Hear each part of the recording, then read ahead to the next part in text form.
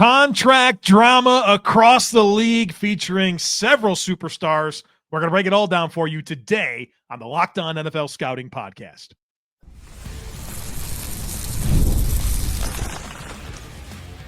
You are Locked On NFL Scouting with the Draft Dudes, your daily podcast for NFL and college football scouting.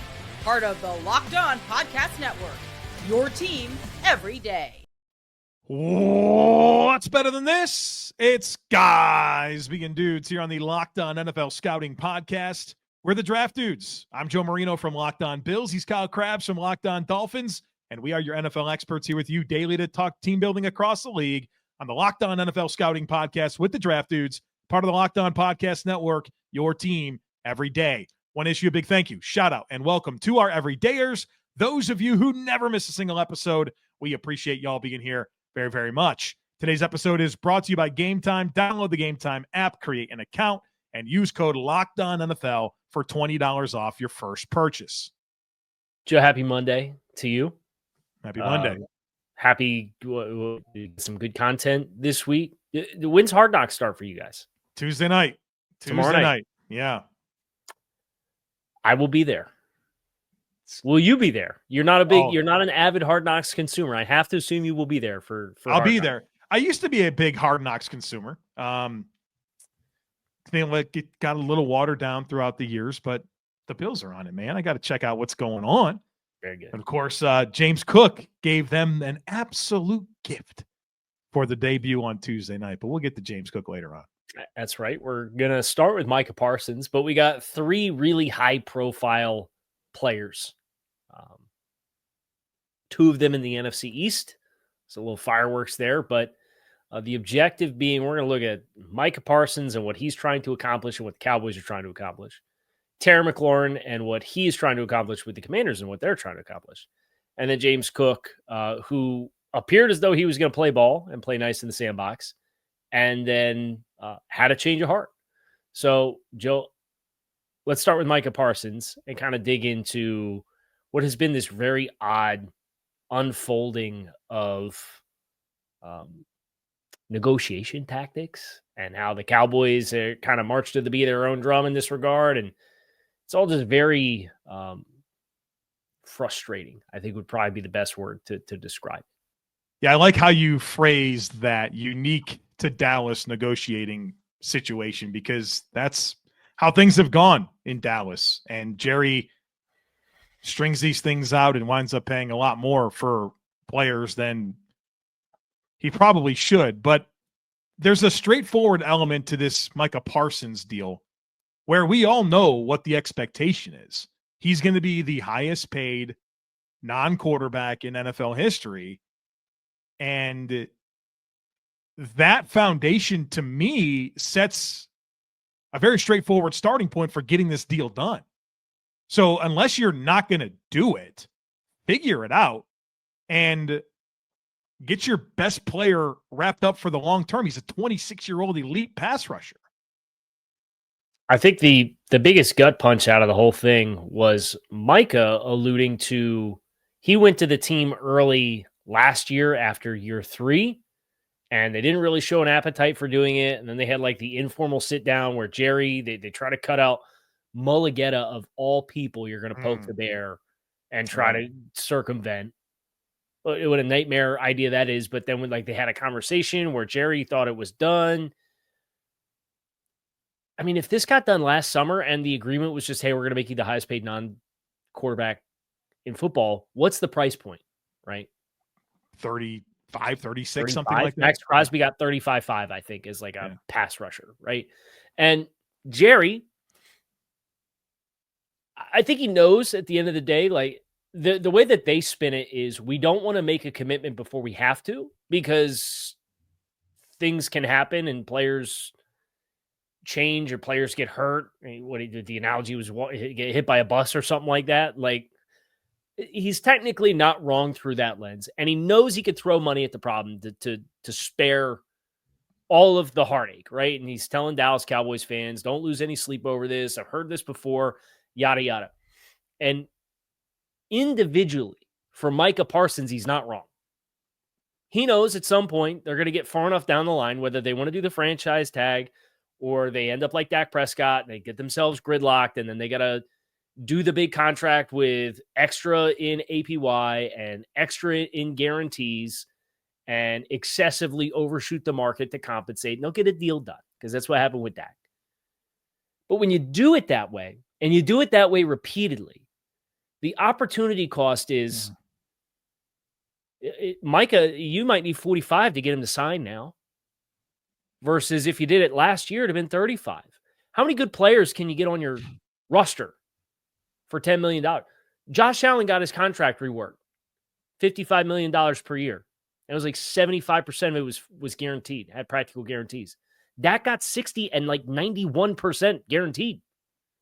You do it again and again and again. It's the pattern of behavior that I'm not losing sleep that the Cowboys are going to not figure it out with Micah Parsons.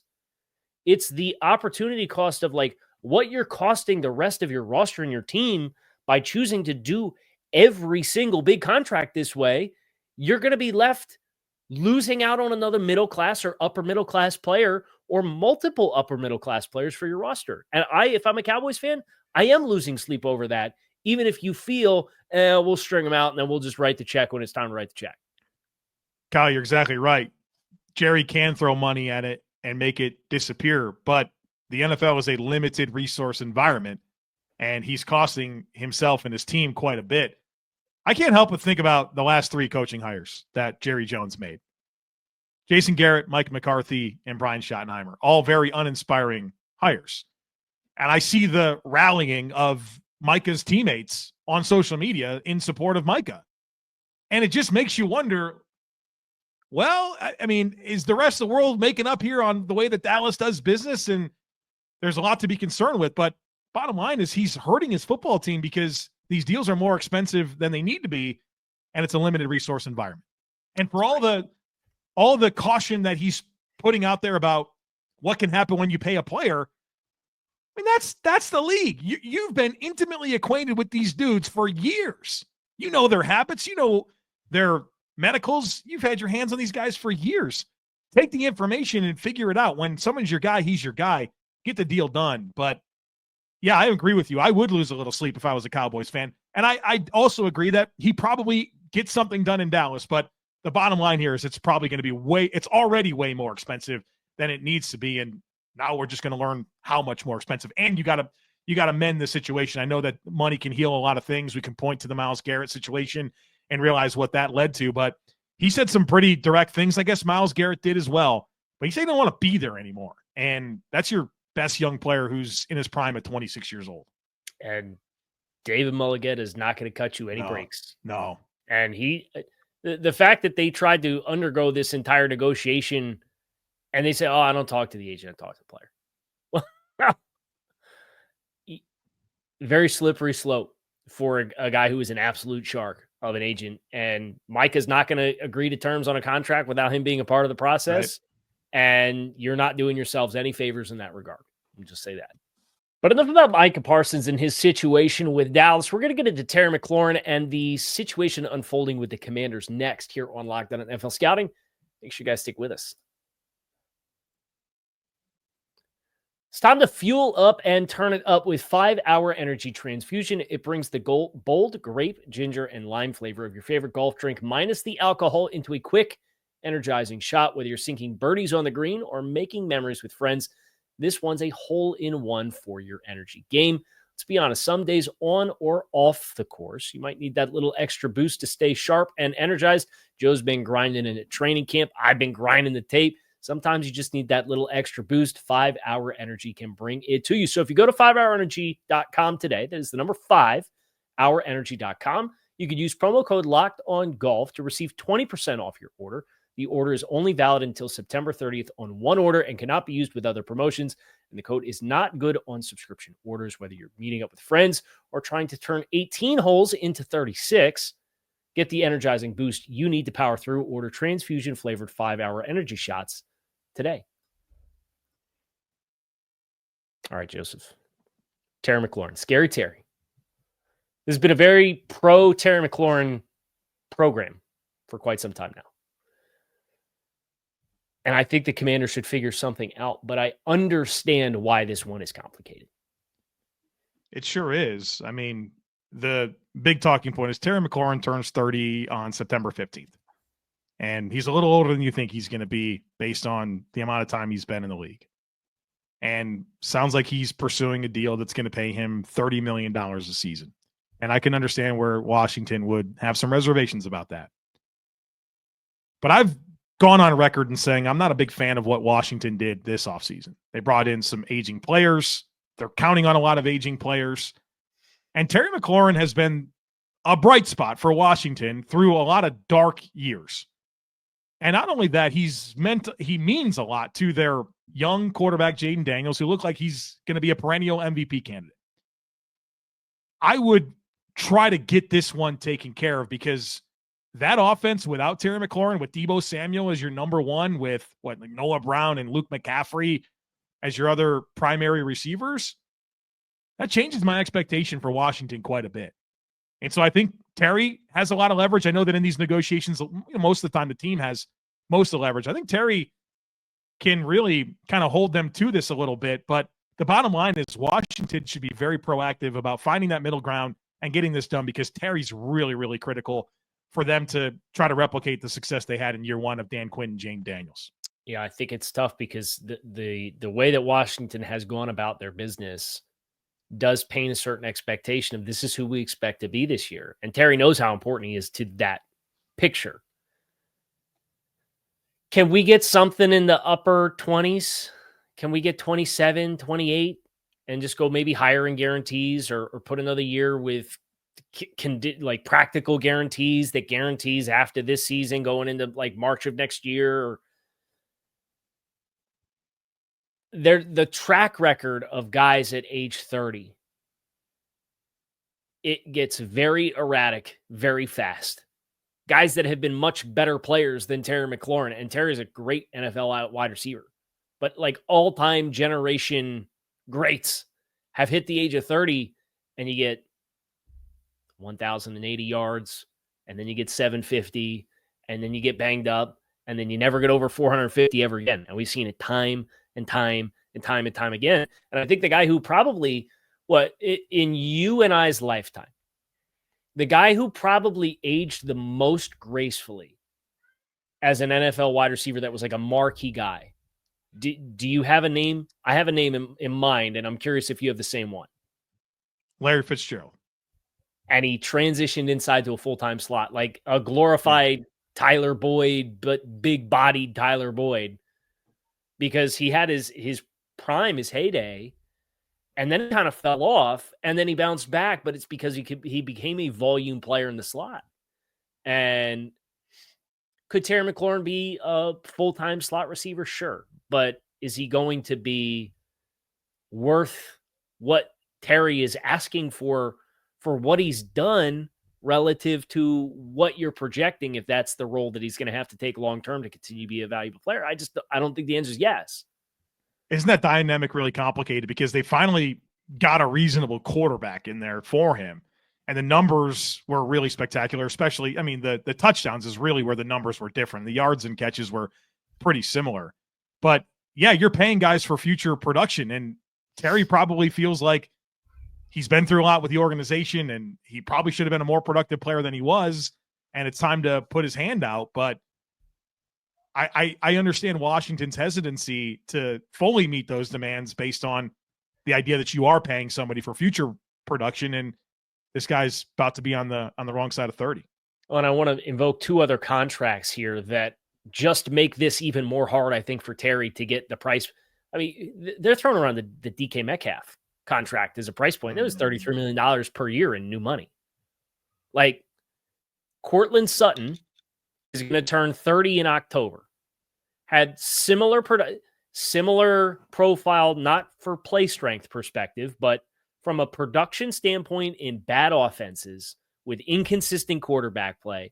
And then Sean Payton comes in last year, and Courtland didn't score the same amount of touchdowns as Terry McLaurin last year, but they had similar receiving production from a raw production standpoint.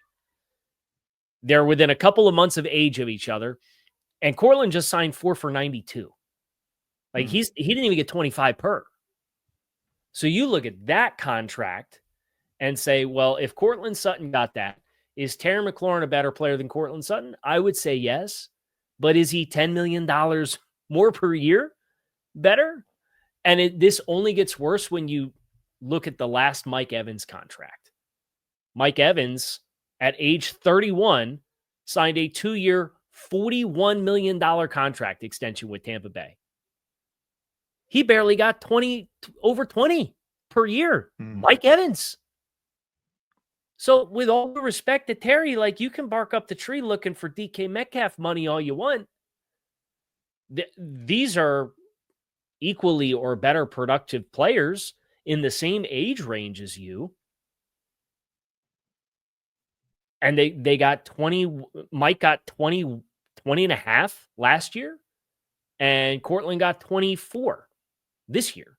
It's just, I think you can come to the table and maybe juice the guarantees, and that's how you get it done. But if I'm Washington, I do not blame you one bit for looking at the precedent and saying, I'm not going to $30 million. I'm just not. I think the rest of the league's going to agree with that as well.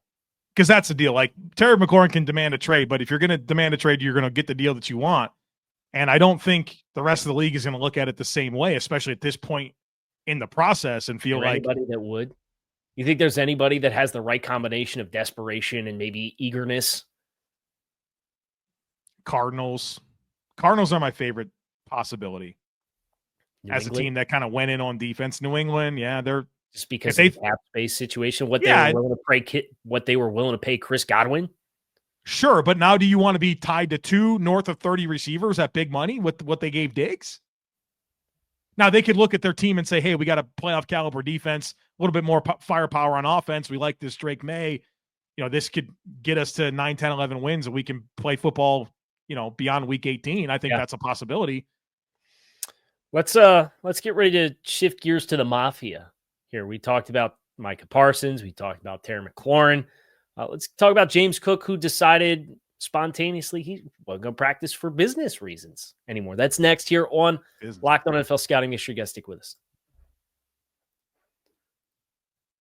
You ever decide spontaneously that you want to head to the ball game with friends or family? Maybe it's game day. You realize you want to be there and take it in person. It's exactly where Gametime comes in. It's the easiest way to grab last-minute tickets without all of the stress. With the money you save on tickets, you could splurge on food, drinks, merch, or even invite a bigger group to come with you.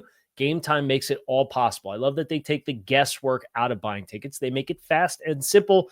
They give you panoramic seat views so you can understand what kind of sight lines you're getting, and you could toggle on all-in pricing so there's no surprise fees when you put the tickets into your cart. Take the guesswork out of buying tickets with Gametime. Download the Gametime app, create an account, and use code LOCKEDONNFL for $20 off your first purchase. Terms do apply. Again, create an account and redeem code LOCKEDONNFL for $20 off. Download the Gametime app today. Last-minute tickets with the lowest prices, guaranteed. The floor is yours, James Cook. I'll let you kick this thing off. Business, Kyle Crabbs. It's business. So the narrative here is we know James Cook's looking for a new deal. And he sat out all of the voluntary portions of the offseason, and then he's attended all the mandatory portions of the offseason. Shows up to camp on time and practices in full for the first 8 practices of training camp. On day 9, James Cook said, you know what? Not doing this anymore. Sat out, and Sean McDermott in his press conference before that practice went through this laundry list of guys that wouldn't practice. James Cook wasn't on that list. And the, reporters and media and fans get around the practice, and guess who's in street clothes? James Cook. Elena Getzenberg from ESPN finds James Cook after practice, said, hey, why didn't you practice today? And James Cook said, business. And Elena asked, were you going to practice tomorrow? And he just said business, and apparently just kept on saying business over and over and over and over again. Then Brandon Beane gets on WGR 550, 7:30 this morning and speaks with Jeremy White and Joe DiBiase and said, look, we didn't know that he was not going to practice until practice, and talked about how disappointed he is that in his 9th year as general manager, this is the first time a player has missed a practice due to a contract. And so it's just a very interesting situation where obviously he's a young player, running back, looking to get his money. But based on some of the reports of where his demands are and, the Bills being careful with some of their decisions, it's there's a discrepancy. There's a gap. Now, Tom Pelissero did report that the sides are not far off. And when Bean was asked about that, he said, yeah, we've been in constant communication with Cook and his representatives. Didn't necessarily confirm the report, also didn't deny it. But the Bills, who obviously have high hopes for this year, the guy that's going to touch the ball the most, not named Josh Allen, on day 9 and now on day 10, not practicing. It's a hold-in. It's business. Hard Knocks comes out Tuesday at 9 o'clock, by the way. What I appreciate about this from Buffalo's standpoint is, like, if I'm going to process this and I'm going to say, okay, like, this is very inconvenient, it's very frustrating, but it's not a backbreaker. James played in the offense, the entire like the offensive nucleus of the running game and the offensive line being as stable as it has been for Buffalo. It's inconvenient if James misses a couple weeks while they figure out whatever they're going to do. But at the end of the day, as long as it gets resolved, there's a lot of things about Buffalo offensively that I would say, okay, I feel like they have every opportunity to still hit the ground running, pun intended or not intended, depending on how good your sense of humor is as far as like the run game.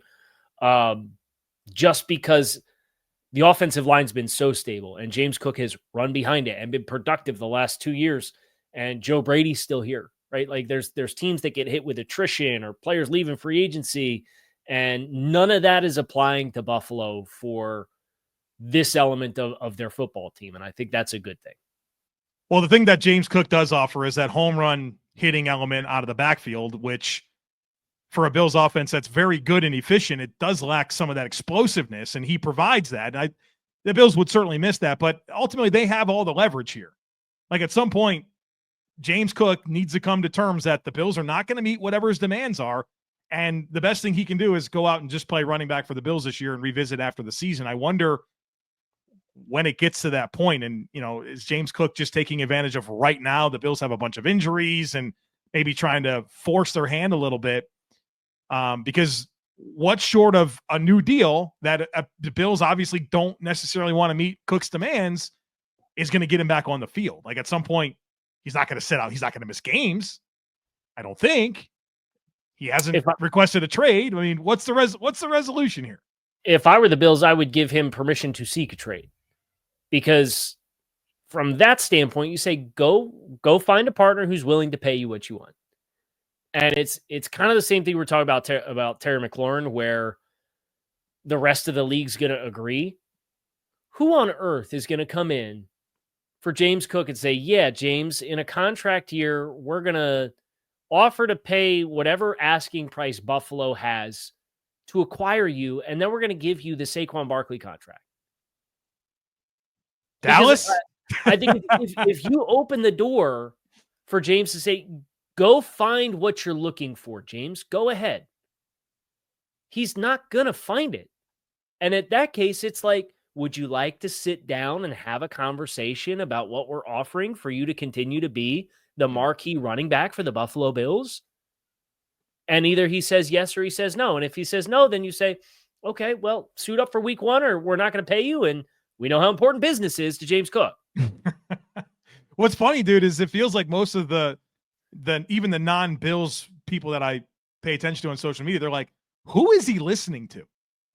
Who is he listening to that this feels like it's such a complicated situation? Because it seems so obvious, which leads me back to this question that I've been having since the beginning of all this is like, does ultimately James Cook just not want to be in Buffalo for whatever reason? And his way of staying in Buffalo is, well, you're going to pay me this. And this is his big opportunity to try to press as hard as he can to get that money. And ultimately, he's probably not going to get it and just has to play the season. Because it feels like most everybody is just wondering, like, who are you listening to, and why are you making these decisions right now? Have to imagine there's some family bloodline ties maybe have some encouragement for James. I don't think you have to remember anything further back than the great Dalvin Cook media tour of the summer 23. It's unbelievable. You remember how it is the visit in Miami and then the visit with the Jets, and everybody was interested in James Cook, but he never signed anywhere. And then he did sign wherever, and then he ended up in Baltimore, and I think he had 5 carries for 12 yards. Now it's James's turn.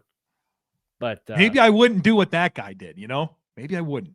We'll see how it goes from here. But that is going to do it for us here today on Locked On NFL Scouting. I'm Kyle Crabbs. He's Joe Marino. We appreciate you guys, as always, for checking out the show. Make it a great rest of your day. We will be back again tomorrow to catch up and talk a little bit more football with you guys. We hope to see you then.